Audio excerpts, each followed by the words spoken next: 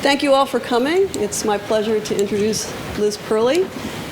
Oh, my name is Ann Farmer, and I'm a technical writer in software engineering. I always forget that part. Ms. Perle is a graduate of Yale University, and she worked as an editor and publisher for more than 20 years. She was vice president and publisher of several of the nation's most prestigious publishing houses, including William Morrow, Avon Books, Addison Wesley, Prentice Hall Press. She was also an associate publisher of Bantam Books. She is currently the editor-in-chief of the nonprofit organization Common Sense Media. Common Sense Media is the nation's leading nonpartisan organization designed to help families make informed choices, media choices for their children. Ms. Perle is the author of When Work Doesn't Work Anymore, and she's here to talk with us about her new book, Money, a Memoir, Women, Emotions, and Cash. Please welcome Ms. Perle. Thanks for being inside on this beautiful day. It's great to be here. I'm still in Google shock. I don't know how long it takes for this to wear off. You are probably still in it if you're working here. What an amazing place, and it's a real honor to be here. As you heard from my resume, which I haven't actually heard in a while because I haven't applied for a job in a while, I've been in business for a long, long time. And I've published a lot of the people who have come and spoken here recently. So when I decided to switch sides of the fence, it was probably idiocy, but I did it anyway. And it was about following a passion and not thinking about money and not worrying about anything. And I did this in part because I had a partner who I looked to for cash flow, among other things. And this book came out of an experience that relates to that, which is said partner being my husband. I looked for him a long time. You know, when you're successful in business as a woman, they call you aggressive and tough and all these other things. So that's the reason you're convinced that you're never going to get anyone to marry you, because that's what the culture tells you. I was the kind of person who put makeup on to go to the dry cleaner, you know, in case I would meet him there. Didn't work. I know. And, but maybe, you know, long story short, I found he who would be solvent. I actually married the first man who owned a suit. I had dated, you know, actor, writers, waiters, actor, waiter, writers, musician, waiter, writers, waiters. And, you know, here was this man who, by the look of his shoes, had a bi-monthly paycheck. So that made him a top candidate right then and there. And I say this as a dyed-in-the-wool, the F word, feminist. I am absolutely hardcore on all of this stuff. And indeed, all the books I write and everything I do is to help women. Sorry, guys. You're on your own. So I say all this stuff, embarrassing and as politically incorrect as it is, because if I feel it's important, and this is why I wrote the book, to fess up to women's bizarre, twisted, emotional relationship to money. Now, I'm not saying that men don't have that either, but we'll get to you later. So anyway, I'll go back. I married this man. He was a big, strong, actually, I met him and he was talking about going to jail. And I thought, oh, an insider trader. He must be on Wall Street. I thought, at least he's got a job. And it turns out it was for perjury, but he was in advertising and he was bribing somebody. But long story short, I did marry him, and he did get off. He didn't go to jail. I don't know if he was guilty. I didn't ask. Libby, he's guilty. So I married this lovely man. I proceeded to have a child. I have had this huge career. And one day, because I have an alternate income in the house, I decide that I have the luxury of having principles all of a sudden, and I walk out of my job and become a writer. And if you ever want to really go broke very quickly, I recommend that path. It's even less remunerative than waiting on tables. So I became a writer and wrote this book called When Work Doesn't Work Anymore, about identity in women and what happens when we have jobs we love that define us, and then we walk out of the jobs we love that define us, and we leave our definition and identity in the elevator, and we go, oh, now who am I? So I wrote this book, and my husband gets transferred to Singapore, and in Singapore I can't work because I'm the accessory. So off I go to Singapore with a 3-year-old son. My husband had moved there 6 months ahead of me because I had to stay behind and do some book publicity for my first book. And I get there and he said, I don't want to be married anymore. Go home. And I said, home? Didn't we just sell that? Everything we own is in a steamer on its way through the Suez, and what do you mean go home? And what do you mean, don't you want to work on the marriage? And he said, no, I really don't, goodbye. And after about 5 weeks of groveling, I realized he probably was sticking to his point, and I got on a plane with my 3-year-old, a 4-year-old at this point, for San Francisco, because I had nowhere to go. My best friend had room. And as I was at the airport, he peeled off a few bills, stuffed them in my hand, I stuffed them in my pocket, I got on the plane, and somewhere over Guam, I thought, ooh, I better count my money. And I had $1,500. So I had gone from being an independent woman who had worked her whole life, who had savings, who had assets, who had willingly handed everything over to my husband because that was how he was going to show his love for me, by taking care of me. Even though I was making the money, I didn't want to deal with it. I didn't mind. Look, I will confess to you, the last time I balanced a checkbook was 1978. As far as I'm concerned, that's why they created the ATM. I can find out how much money I have just by rolling up to the ATM and punching in a PIN number, and it's like, okay, go, you can go to the shopping, you can do whatever you need to do. So I don't like facing money. To me, it feels like I'm very alone, and it's not that I don't trust myself. I've run major corporations. I'm pretty good with money, but I'm very paradoxical about it. And I come from a culture that has really allowed me to be infantilized, where the boys, to this day, if a boy has a lawn mowing job, we say, oh, aren't you enterprising? And if a girl is babysitting, we tell her she's very good with kids. Two very different value systems about money, and we carry this forward. And this is how they create those every kiss begins with K ads. Don't you love those with the little girl sitting there, the babysitter's next to her? And she goes, oh, Susie, I think Brian likes you. And she goes, oh, I know. And she whips out the diamond. This is what the culture continues to tell us. So here I am, product of the culture. I meet Mr. Not Really a Criminal, married man, and marry him, turn everything over to him, marry me, manage my money. And I end up on my friend's sofa with $1,500 in cash. So this was sort of my wake-up call, and I thought, boy, if this can happen to me, I'm a pretty savvy citizen. This could happen to other people. And as a publisher, I never trust myself. I go out and talk to people. So I started to talk to people, and I listened, and I talked, and I listened, and I listened, and I listened, and I kept traveling across the country, and I started amassing these incredible stories of women and money, and what happens when emotional conditions create financial ones. I also, as a publisher, know that, here's the dirty little secret, I have a diet book for every zip code in the country. They all contain exactly the same information. Eat less, move more. Doesn't matter whether you do it in Sonoma or South Beach, same information. The same is true for personal finance books. Save more, spend less. Pay attention to your finances. There is a lot of wisdom in those three things, but there are more women out there who are not paying attention to that than who are, as evidenced by the fact that we've had negative savings for the last, I think it's 22 months now. The only time this was true was the Great Depression. We outspend. Well, we just saw what happened in the stock market, in Shanghai. This is what's happening. We are outspending, we are not saving, we are not taking care of ourselves, and the people who end up paying for this are women. Now, this is a cultural thing, and it is, I hope, changing. This is one of the youngest groups of people I've talked to in a while, so I really look forward to hearing about whether this is ringing true for you or not, because when I was talking the other day in Minneapolis to a group of women, it was like, bobbleheads, because I told this story. When I was 9, I'll save you all the math, I'm about to be 51. When I was 9, my mother died the year before. I was with my grandmother, and she was rifling through her drawers, and gloves came out, and there's this weird sort of sanitary napkin thing that you used to use in the 60s that was like a torture device. Monty Python, I think, used it in a movie.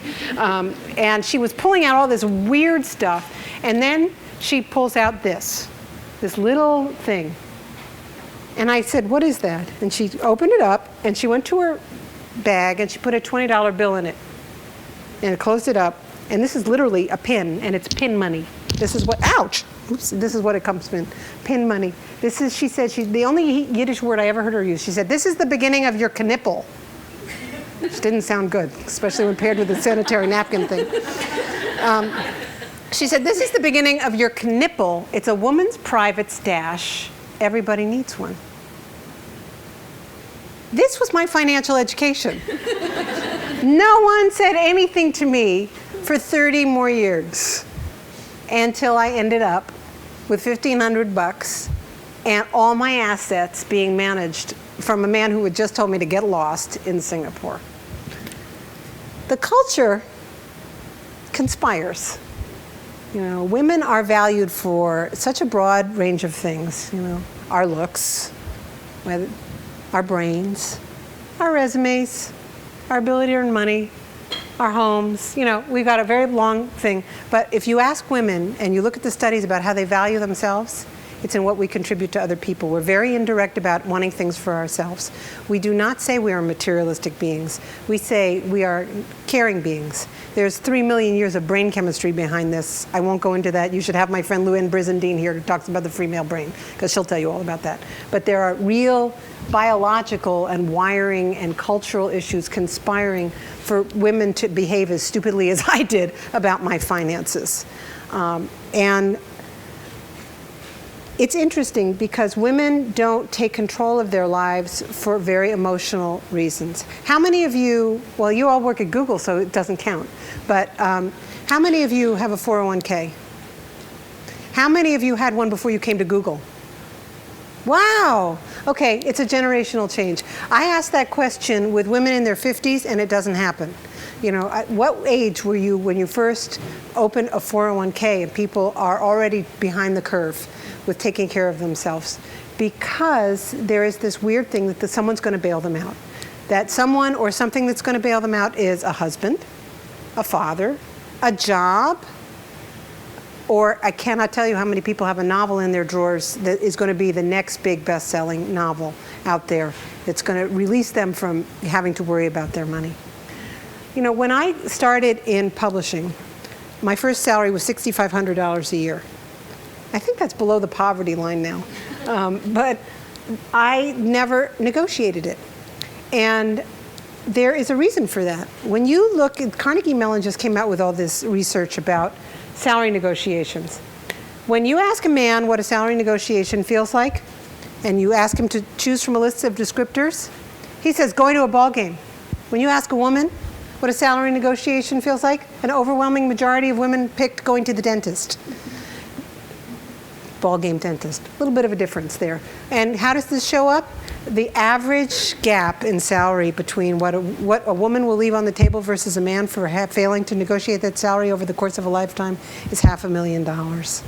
This is a significant amount of money. Why don't women? I went into these jobs. I knew people. Matthew next to me was making $20,000 more for the same product manager job that I was doing. Why didn't I speak up? Well, when I ask women this question, 3 reasons. I don't want them to think I'm that kind of person. I won't get the job, or they won't promote me. Or here's my personal favorite, of which I am completely guilty. I'll get in there and I'll do such a good job, then they'll pay me more. For any of us who have lived in the land of the 3% merit raise, we know how true that isn't. This is the kind of place where a woman's reluctance to look at herself starkly, baldly, as a financial entity can really hurt us economically in the long run. So I went through work.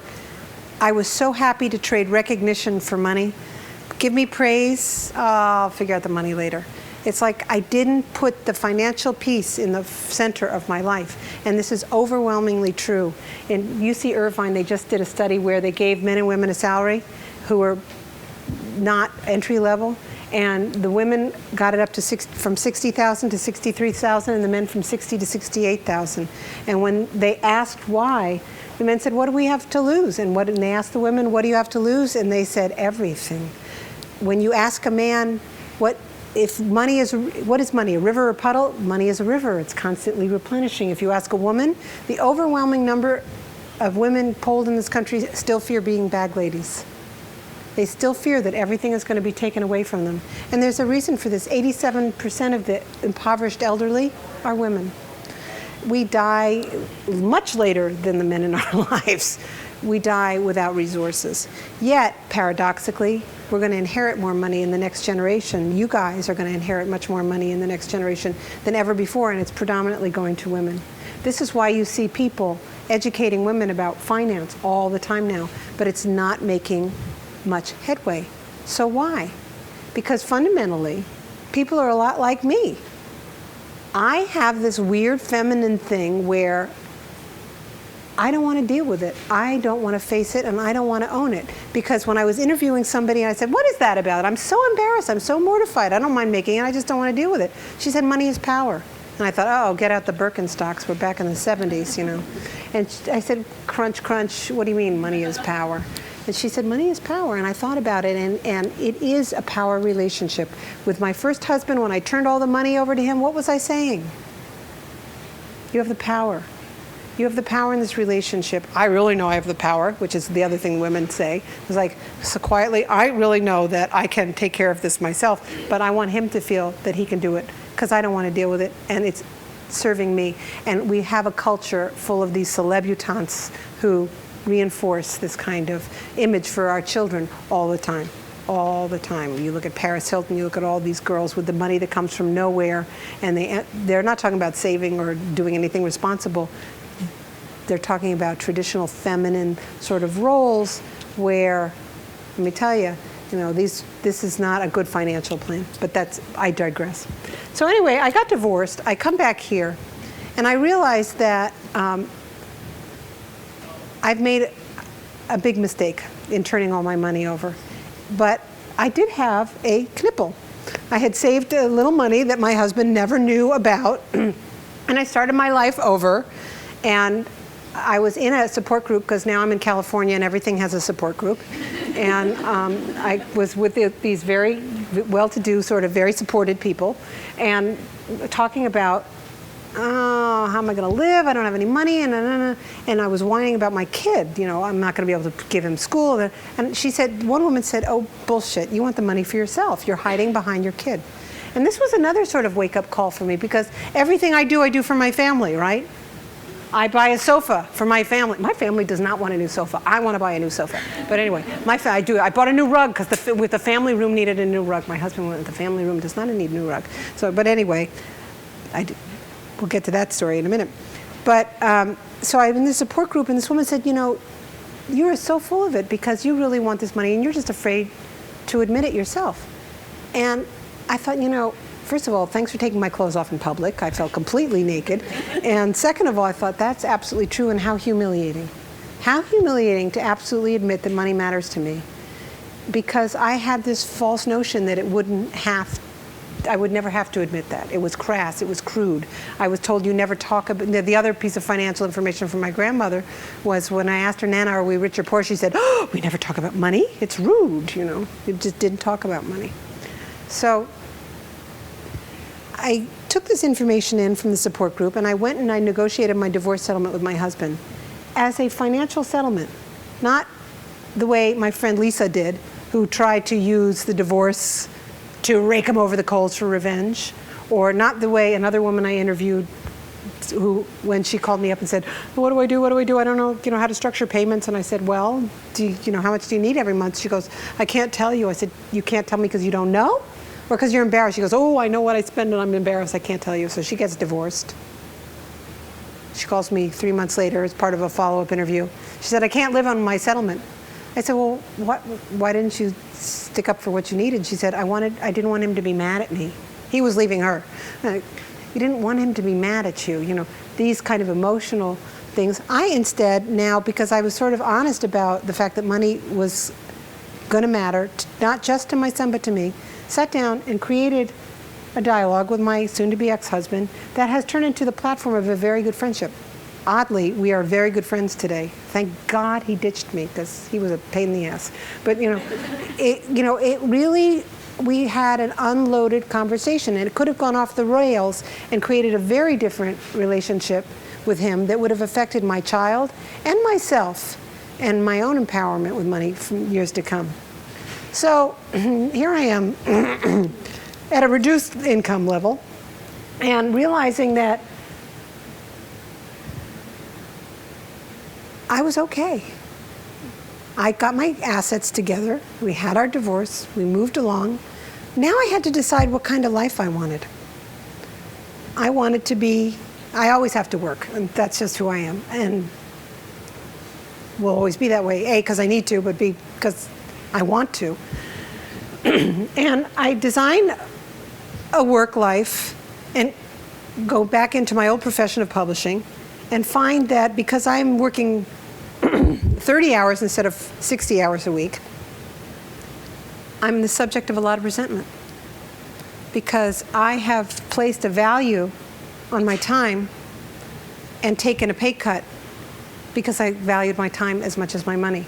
This I refer to as ego side because you end up taking a much lower job than you would have in your previous life or in your previous empowerment, and any woman here or any man who wants to spend a lot of time with their children, once you have children and you don't work in an amazing place like Google that lets you bring them, you have very difficult choices to make between money and relationship. And this is something that I faced head on with this and really had a tough time. I ended up leaving this publishing company where I was working because people were suspicious of this salary. They didn't understand why I would live at a reduced level because I wanted to have this family life. And I couldn't communicate in a culture that still values how much time you put in on the job, how much money you make from the job. These are traditionally male ways of valuing yourself. Men have traditionally valued themselves and are valued in this society by how much money they make and what position they hold. You guys are in a different kind of culture, but most hierarchical cultures that is absolutely the case. And a man will be valued by society that way. It is unfair. I have a son. I don't want him valued that way, but it's true. So when you go into a culture that values time and money, and you end up valuing yourself by it, if you cut yourself out of that equation, there's going to be a disruption in the force. And you've got to be very financially clear and emotionally clear and divorce who you are as a person from who you are as a salary as you go into a situation like this. I had planned never to get married again because I thought my picker is broken, I'm terrible, but the online world being what it was, one day I'm online and my friend Carol says, go on Match.com. And I thought, oh yeah, right, I'm not that desperate. And she said, oh, just try it, it's free. Magic words. I'm the person who will lie about the price of a lipstick because I don't want you to know I spent $20 on basically beeswax with red food coloring. And I go on Match.com and I'm going through and I thought, oh, that's not bad. Ooh, he's kind of cute. He looked like Dustin Hoffman. And I'm reading through his little thing, and then there are the trick questions like, what kind of car do you drive? And I thought, now we're getting to the brass tacks. Beater, Maserati, SUV, none of your damn business. And he'd clicked none of your damn business. I thought, oh God, he's poor as a church mouse. And he was. Matter of fact, it wasn't even his car, it was his ex-girlfriend's. But anyway.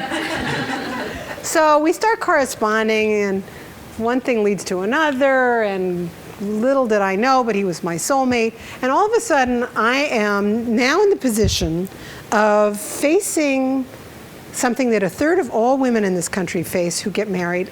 I am now making a lot more money than my husband.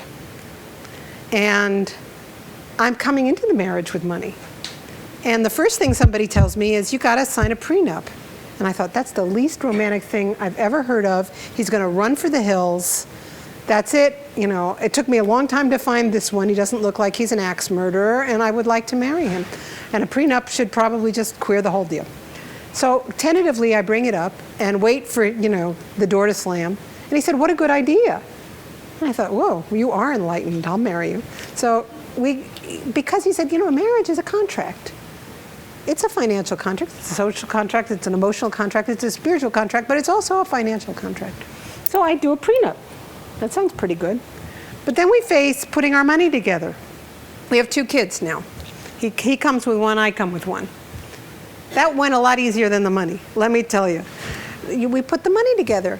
And there are big differences in the way men approach money and women approach money. And here's a classic example. He said to me, actually the phone rang and the girlfriend's car had died with our children in it, which was bad. You should not have a car on San Francisco hills that's dead with children who are alive. And he said, I think I'm going to need a new car. And I said, okay. He said, well, I'm going to go look. I said, all right. And I'm sitting at my desk typing and I'm working on a book, and up drives a new car. And I made a sound that I think only the dogs in the neighborhood could hear because it was so high-pitched. And I came downstairs, I said, I thought you were going to look. And he said, well, I told you I was going to get a car. He thought we'd had the conversation. I'm going to look for a car means I'm going to buy a new car. I am the kind of person who has been trying to buy a new washing machine for 4 years. I will talk this purchase to death. Can we get a front loader? Can it be this? But it's $700, and we'll think of what we could do with it. He's like, buy the damn machine. I don't want to hear about it anymore. I still haven't bought it. But, because I won't commit myself, because it's money I'm taking out of my children's mouth. You want to ask, how I feel about that one. There's a new rug that I fall in love with. Well, it's for my children. But that's that whole feminine woman's think again about the money thing. So now we're in this position where we have to negotiate and reframe a financial relationship that's based on things that aren't money. And let me tell you, when I talked to 1,000 women in Las Vegas a couple of weeks ago, this was a pretty high-powered group of people. They were all corporate treasurers, which I realized because they all had big shoulder pads and bows. I swear that it's back. I don't know where this came from. But I was talking to these women, and I sort of was realizing that they were in another space, and I stopped and I said, how many of you make more money than your husbands? And all their hands went up. And I said, how many of your mothers made more money than your fathers? Maybe 2 or 3 hands went up. And I said, how many of you know what you're doing? And everybody laughed, because this is new territory. You guys are in new territory. You're working for a company that's going to give you assets, that's going to give you benefits, that's going to take care of you. And that's a great start, but unless we internalize this, not in just straight fact that money may be power, it may be all these other things, but you know what money is? Money is important. And it doesn't, taking care of yourself financially does not mean that no one else will ever love you. It just means that you've taken care of yourself financially.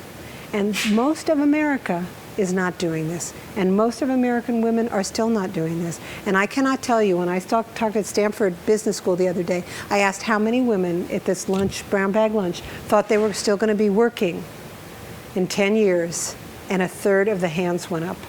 And 2/3 of them thought that they would be at home with their children.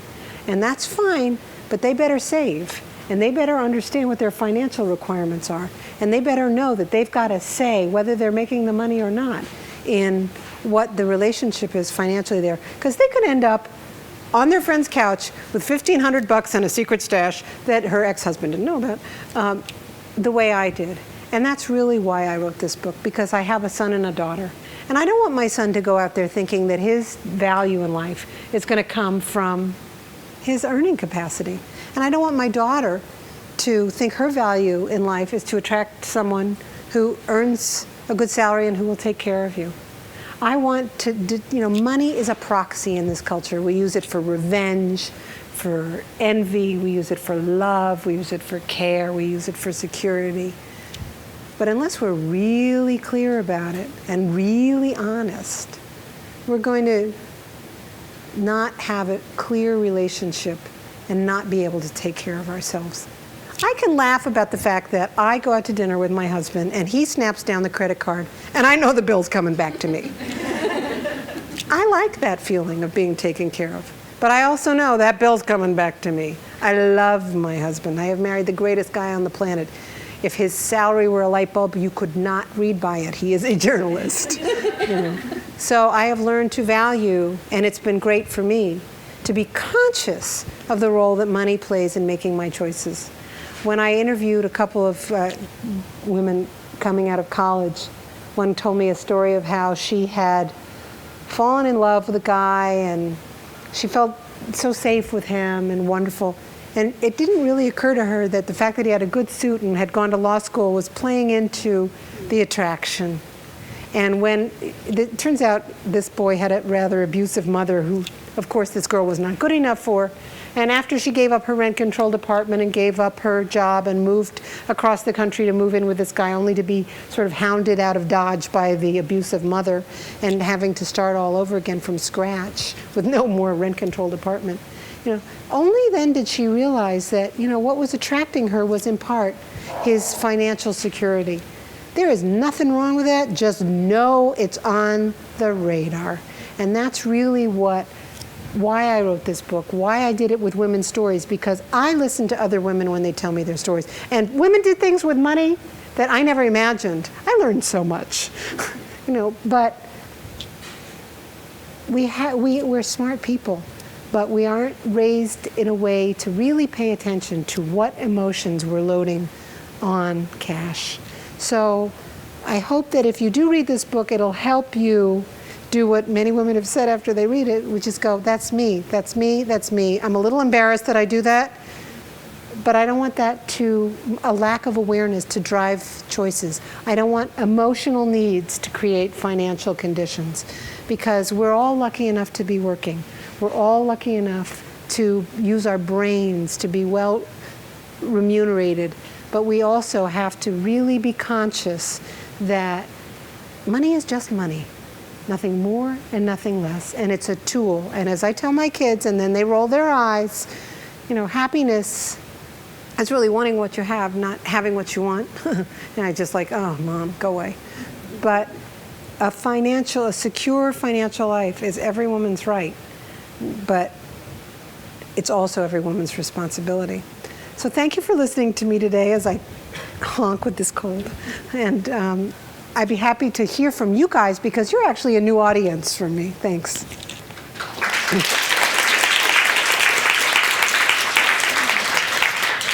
I have a funny story to share with you. My mother recently came to stay with me for a couple of weeks, and she was giving me $2,000 in an envelope, just cash. And I said, "Oh, what's this?" She said, "I was secretly saving this from your father so he wouldn't know." And she said, "You need to do the same thing. Just open up your own account. It's good to have a joint account, but you should have your own account, because you never know." And so it's funny, I put this money in my jean pocket and I left it somewhere. And I told my husband, "Oh my God, I left my jacket somewhere." And so he got curious. He found the money in the pocket, and he said, "Oh, what's this?" And I said, "Oh, my mother, I had to make up a story." And my mom's like, "I'll give it to you at another time." But I feel it's not really my money, it's my mother's money. But the fact that she was thinking of, I need to do this secretly, and teaching me that this is what I need to do too. So now I'm thinking, how am I going to open up another account without my husband knowing? I feel like it's a very guilty feeling. I should be able to save with my husband.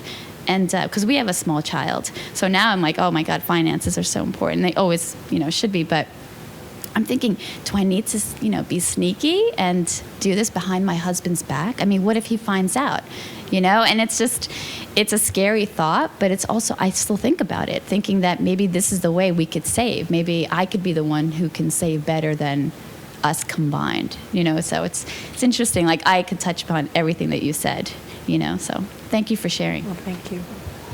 Hi. Anybody else? No. Oh, thank you. I had a question on that. My husband and I have two separate accounts, and we also have a joint shared account for necessities for home, things like that. And the reason why we have two separate accounts is because he never wanted me to tell him, "Don't buy that Range Rover," and I never wanted him to tell me, "What? We have a Range Rover instead of a house? Okay, so I'm buying a house." But how, in your studies that you've done and women that you've spoken with, what have you found? Because we get a lot of attacks, quite honestly, from our friends and our loved ones about, "You guys are crazy. You should be sharing everything equally, and he's wrong and you're wrong. It should all be pooled, and if he wants to buy the Range Rover, go ahead. And if you want to buy the house, go ahead. But it should never be only house expenses, one thing, and then everything else, you and him." Yeah, nothing brings out judgment like money and what other people do with it, except children, and what you do with your children. That's a different book. Women do all sorts of different things, but the one thing that every study will tell you is just to make sure that no matter what, if you're in a community property state, so it doesn't matter. You buy a house, it's his house too. Sorry, that's a headline there, but it does. And if he gets in debt, it's your debt too. That's the flip side of that. So it doesn't matter really if you do have separate accounts unless you create financial separate entities where you sign off on each other.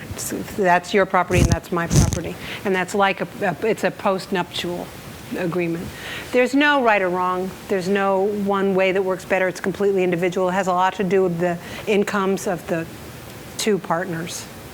So, the one thing is that you're not anybody else's business, and be careful of who you talk to about money, because it's like a Rorschach test. It brings out people's own insecurities. So they'll tell you that you're crazy probably because they're afraid that they put theirs together in misery loves company and they're in exactly the same boat you are. Hi.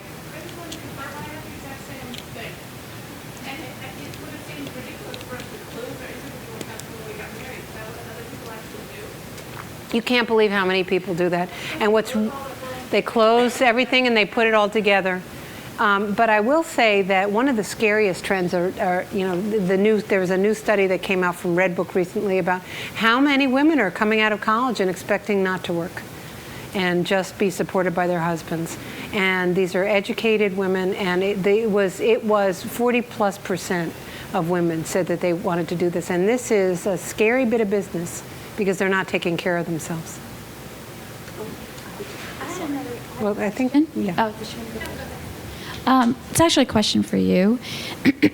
What was your spending like before, when your husband was the one who had the power over the money, and now that you're making more money? There's a great story behind this. So how has your spending changed, if it has changed? I was rather high up in publishing, and I made a lot of money. And then I got reorganized, as happens in publishing, and lost my job. And I woke up one morning and I realized that my husband's birthday was coming, and I wanted to have a picture painted of him and our son. And I went over to his billfold while he was shaving in the bathroom and stole $20 and put it in the toe of my sneaker. And I repeated this act for, I think, 10 days until I had enough money to buy the painting. I was in my 30s stealing money from my husband. That's how my spending was when I was with my husband, because I didn't want his veto power, but I didn't want to consult him, but I didn't have any of my own money. So every time I would put something on the Visa card, I would feel nervous that he had the power to criticize me.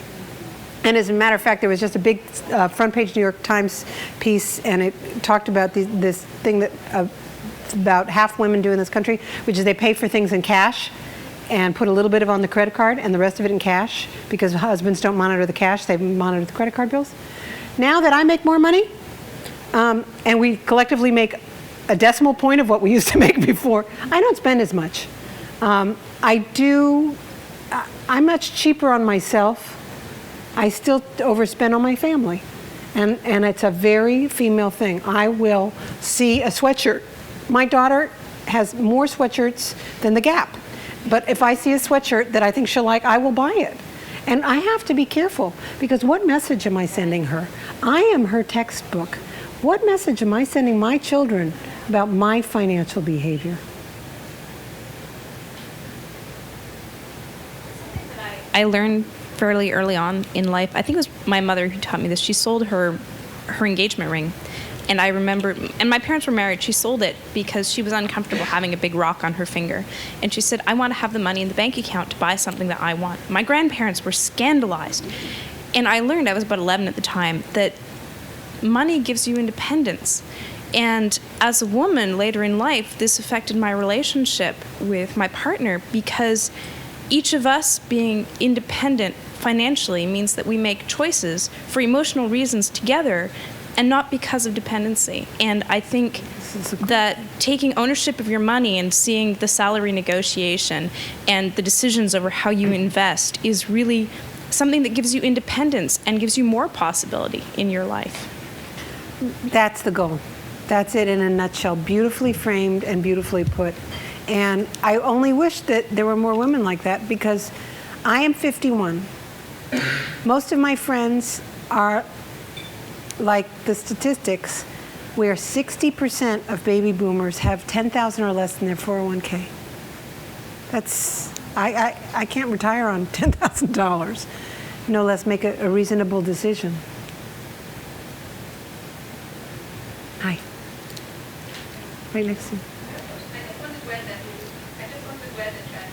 Not wanting to go to work is coming from? It's coming from the culture. You're looking at a culture that is, one of the things that's happened is the American dream used to be the middle class, and I do write about this in the book, and that meant a good school for your kid, a safe home, a nice car, sort of being on par. You look to the left, you look to the right, you wanted to be sort of in your social group. What's happened is there are now 7 billion credit cards every month sent out. And women, when women started going to the workforce en masse, credit cards accompanied them. And the debt got exponential, the personal debt. I'm not talking about mortgage debt at this point. And what that debt allowed people to do was sample luxury. And people stopped being comfortable with just an average amount of things and started developing these luxurious tastes for, I'm sorry, but somebody has to tell me why a pair of sandals with a 5-inch heel that you can't walk in is $400. I still don't understand that, but I have bunions. But you know, the culture, the phones the kids have, this and that. So girls are getting these messages about clothing. The kids are targeted with branding from the minute, you know, they can open their eyeballs. And the equation of luxury goods and life and being taken care of, and the progressive infantilization of girls, where there was one man who gave his daughter $75,000 that I interviewed, and he said, now she can be independent. And I'm thinking, I don't think you've got that right. You know, there's this long adolescence combined with this luxury good, where women are looking to these guys to take care of them and give them big rocks, and a diamond is forever.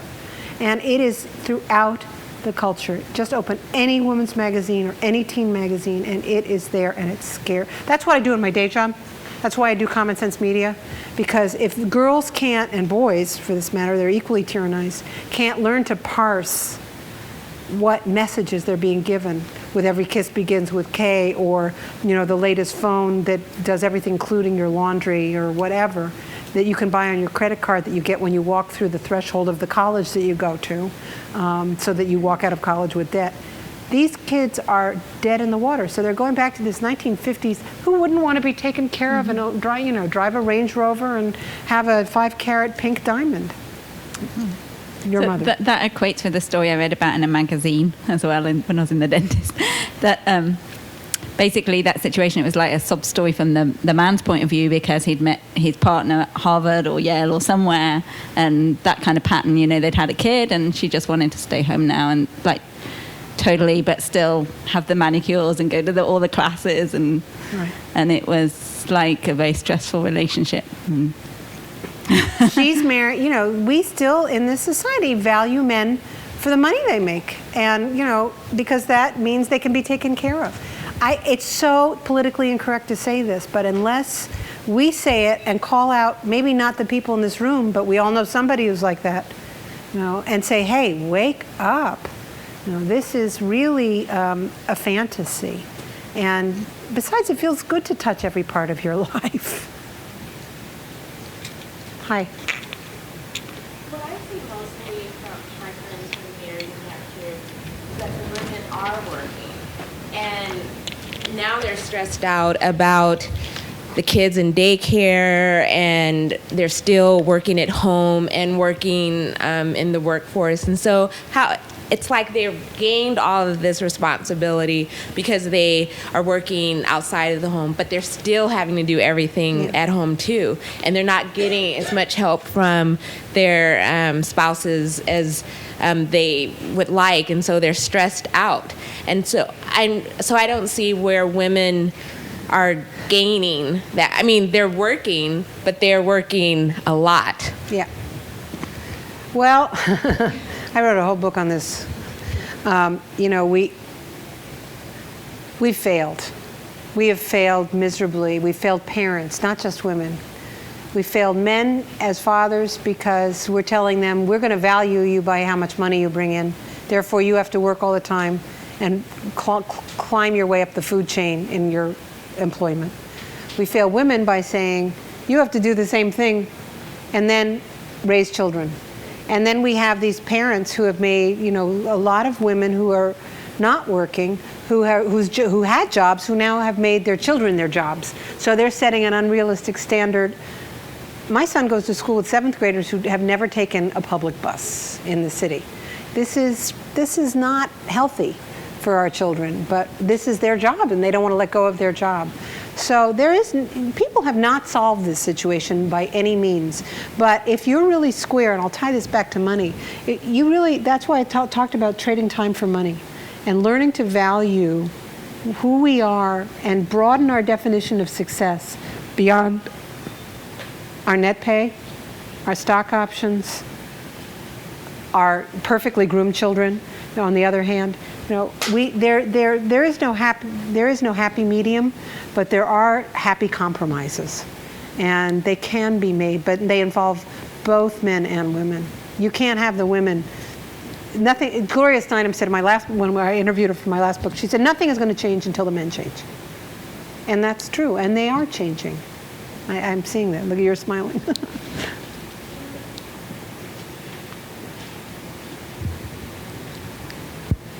So I'll admit it, I'm one of those people that chose my husband partially because he's financially stable. He has a great job, he's a smart guy.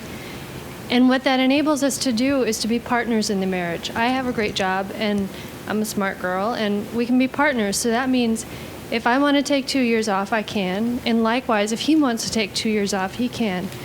So I guess what I'm saying is I don't think there's anything wrong with making a decision like that and choosing someone you have something in common with as long as you're upfront about it.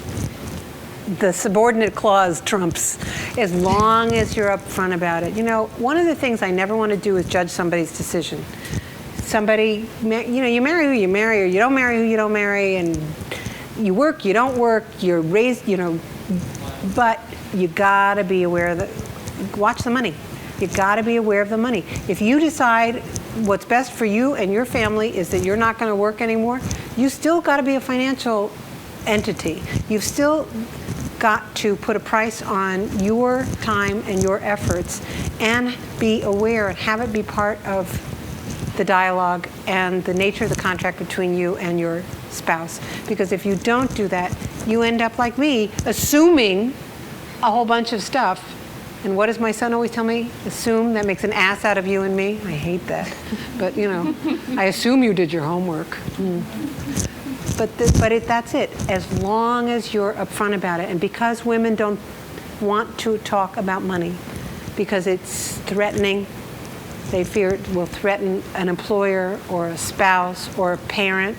Wait till you get to the point where your parents get old and they start talking about your will and you go, oh, no, don't talk about that. You're going to live forever. Forget it. My father's 84. Talk about your will. I don't want to fight with everybody in the family. What's going on?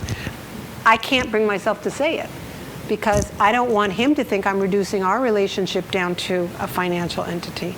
But there is a way to do that judiciously.